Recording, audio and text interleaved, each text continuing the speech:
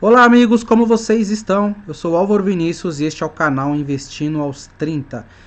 E dando prosseguimento a mais um vídeo educativo, vamos falar sobre alocação de ativos e diversificação. E como você, holder, tem que utilizar esses métodos de forma inteligente para mitigar riscos sistemáticos e não sistemáticos no seu portfólio de investimentos, tá? Estamos passando por um momento aí onde muito se fala em renda variável e muito se demoniza a renda fixa. E vamos entender, eu preparei um material bem bacana para a gente poder entender aí como que você pode usar a alocação de ativos, a diversificação para evitar esses dois tipos de riscos. Evitar é muito difícil, é praticamente impossível, mas como você pode minimizar os impactos, tá? Então, a alocação de ativos e a diversificação ela é muito confundida, as pessoas acham que são semelhantes, né? Mas elas são diferentes. Então, a alocação de ativos ela estabelece a base para a estrutura do seu portfólio e a diversificação ela preenche os ativos. Então, vamos citar um exemplo. Você determinou que você quer ter 50% em ações. Esse 50% em ações é a alocação de ativos. As ações que vão compor os 50% é a diversificação. Então, se você quer ter 50% em ações, você não pode ter uma ação que vai ter esse 50% lá, a porcentagem, né? O ideal é que você tenha diversos tipos de ações, aí sim compõe para compor o seu portfólio, e isso é a diversificação, tá? Então, o ideal dessa estratégia, por que ela tem que ser utilizada? Uma boa alocação de ativos e uma boa diversificação. Ela tem que evitar ativos que movam em paralelo um com o outro. Então, estamos fazendo aqui uma diferenciação entre renda fixa e renda variável. A renda variável passa por um bom momento, estamos no mercado de alta, a bolsa a quase 105 mil pontos, enquanto a renda fixa está aqui a uma taxa de 5,5. Então está sendo bastante demonizada a renda fixa que já teve aí os seus momentos de glória no passado, né? E a renda variável que já teve os seus momentos onde ela também foi demonizada, como está sendo demonizada agora a renda fixa. Mas elas não se correlacionam. Então quando uma está na alta, a outra possivelmente ela vai estar um pouco mais na baixa, mas dificilmente elas vão dar junto. Então é isso que a gente tem, é isso que a alocação de ativos inteligente ela faz. Ela não vai te, então imagina você um pequeno investidor que tem 100% em ações. Quando o mercado é cíclico, eu já comentei isso no vídeo anterior. E a primeira coisa que alguém entra na bolsa tem que saber, o mercado é cíclico. Quando chegar o período de baixa, e ele vai chegar, eu não sei se é amanhã, daqui a um ano, daqui a 10 anos, mas um dia ele vai chegar, e ele chega. Se você tiver totalmente exposto só a renda variável, só ações, será que você vai aguentar? Você vai aguentar ver o seu patrimônio cair 50%, 60%, às vezes até mais, dependendo se você tiver uma má diversificação. Se você não souber, se você não tiver feito uma boa alocação de ativos, fica aí a questão. Então, a chave para a criação de uma carteira de menor riscos é entender a diferença e como os dois trabalham juntos. Como a alocação de ativos e a diversificação trabalham juntos para proteger o seu patrimônio, desde que você saiba fazer boas escolhas, tá? Então, alocação de ativos, você tem que identificar o quanto da carteira deve ser distribuída em várias classes de ativos, e aí vai muito do seu perfil como investidor. Se você for conservador, não adianta você ter 100% renda variável. Eu já vi gente falar, eu sou conservador. Ah, beleza, quanto que você tem aí de renda fixa? Ah, não, tá tudo em... eu tô 100% exposto em renda variável, só tenho ações. Pô, então você não é conservador, cara. Então você tá fazendo... A sua análise de perfil tá errada. O conservador, ele não aceita perder. Ele não gosta, ele não quer perder de jeito nenhum. Então, essa pessoa ela tem que estar mais exposta à renda fixa. Por mais que a renda fixa esteja performando mal agora nesse momento, pelo menos é um ganho que ele tem certeza que vai acontecer. A renda variável você não tem certeza. Por mais que você diversifique, faça tudo certinho, não tem como você cravar que você vai ter lucro e vai ser bem sucedido na renda variável. Então, essa relação risco-retorno é muito ligada ao perfil de investidor que você tem. Se você falar, eu sou um cara totalmente arrojado, agressivo, eu quero estar bastante exposto à renda variável, aí você tem que diversificar mais ainda. Por quê? Teoricamente, a sua alocação de ativos vai ser menor, ou seja, dentro da minha pizza de alocação de ativos, eu não vou ter renda fixa, eu não vou ter previdência, eu não vou ter nada que não seja renda variável, Então, para me proteger, eu preciso diversificar mais, tá? Então, é uma forma inteligente de fazer. Então, o objetivo é basicamente pegar o mix de ativos que você tem, né?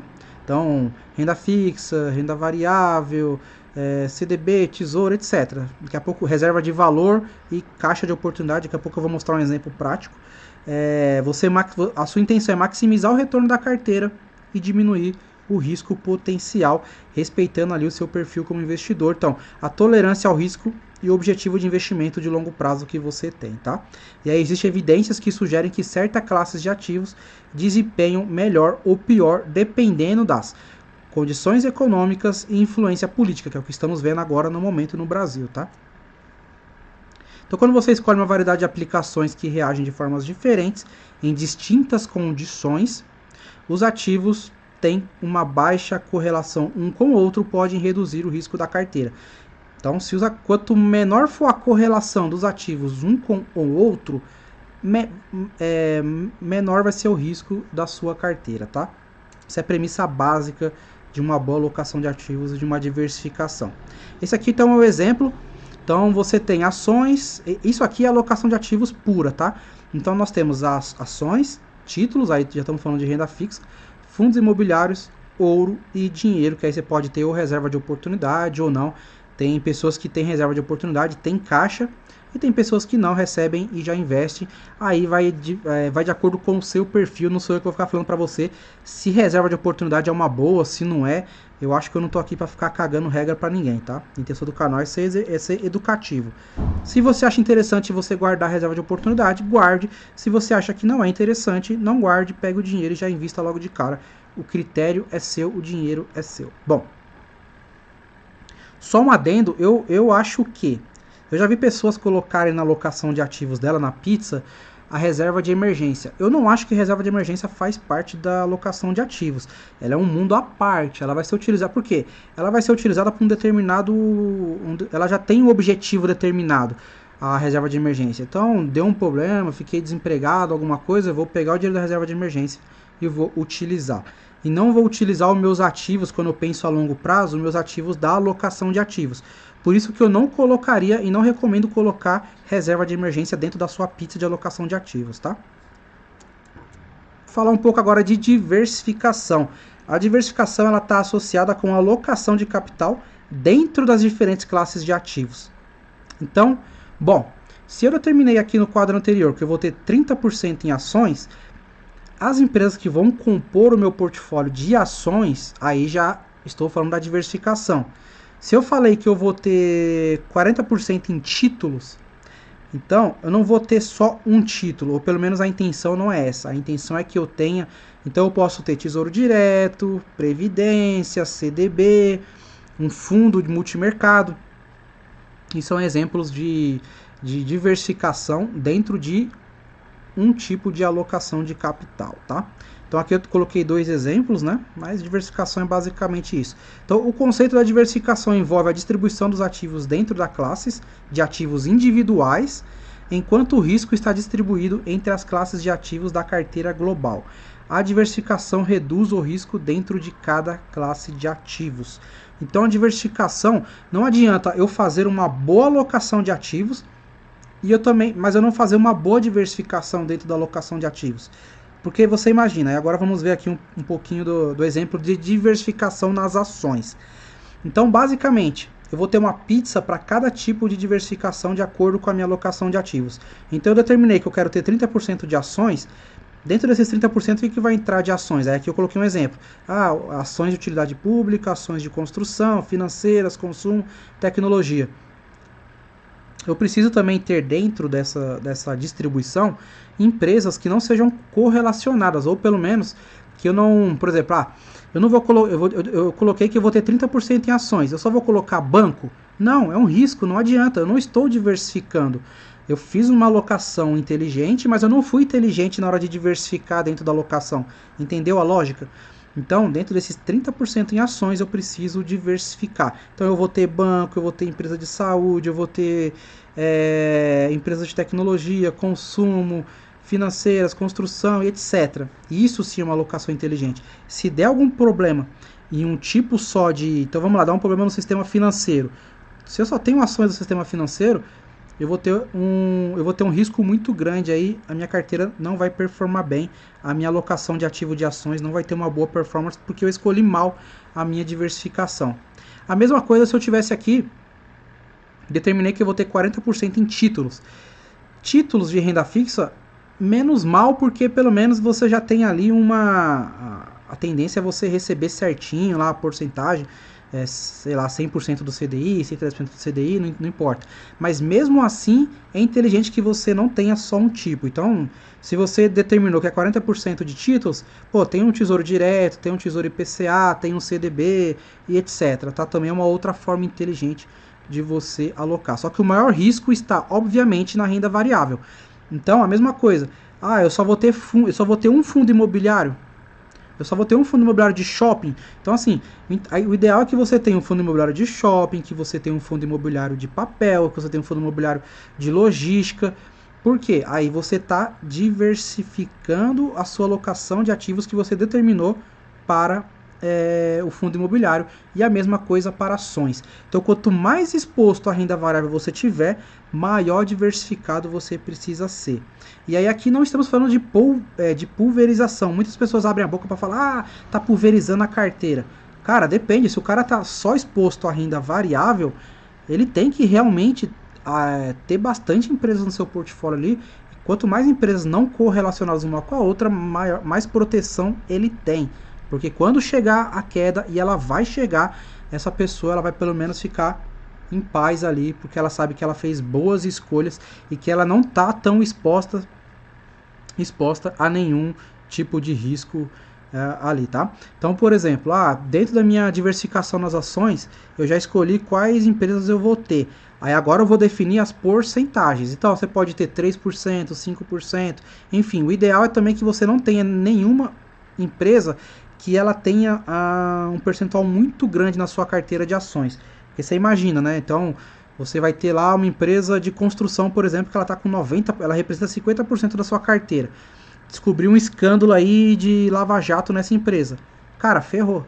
Seu patrimônio você vai ver reduzir ali, dificilmente vai recuperar em curto e médio prazo. Às vezes pode acontecer até com uma Odebrecht da vida, abrindo falência aí, uma empresa que já foi gigante. Então, por isso que não adianta você escolher ser inteligente na alocação de ativos, diversificar as ações, mas ao mesmo tempo você dá muito peso a um tipo de ação só, a uma empresa só. Então você vê como tem que estar tudo bem estruturadinho, tem que estar realmente, a palavra diversificação ela tem que ser muito bem utilizada, não é só da boca para fora. Não adianta você ter 50 ações, sendo que só uma representa mais de metade do seu patrimônio. Tá? Então agora vamos falar um pouquinho dos dois tipos de riscos que existem e como a gente pode fazer para evitá-los, tá? E por que a alocação de ativos e a diversificação, elas protegem você desse risco. Não que elas protegem totalmente, mas elas vão te dar um pouco mais de paz aí, tá? Então o risco sistemático, ele é aquele risco que ele afeta todo o mercado, tá? Então esse é o risco que não tem muito para onde fugir, mas uma boa alocação de ativos, ela tende a te proteger.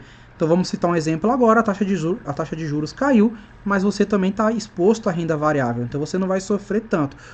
O inverso também é verdadeiro. Imagine que estivéssemos num período de baixa da bolsa, do mercado financeiro, e a renda fixa fosse um bom investimento no momento.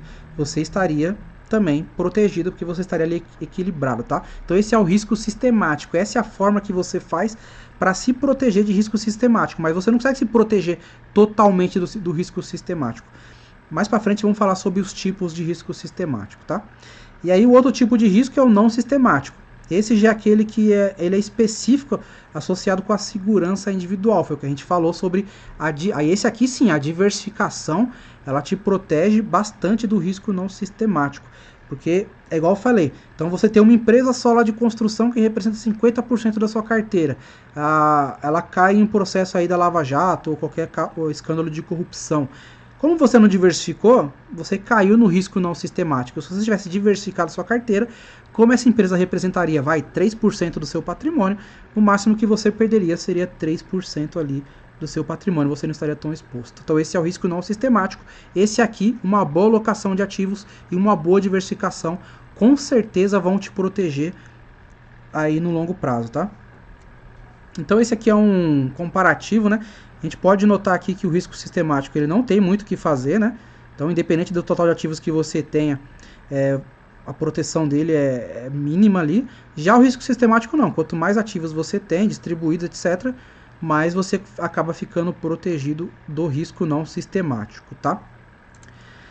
Então, o que é quais tipos de risco sistemático nós temos? Taxa de juros. Então, estamos passando por esse momento aí, né? Então, quem só tem renda fixa aí está sofrendo com o risco sistemático da taxa de juros. Taxa de câmbio. Então, imagina que você tem aí investimento, você tem um fundo que ele é um fundo cambial.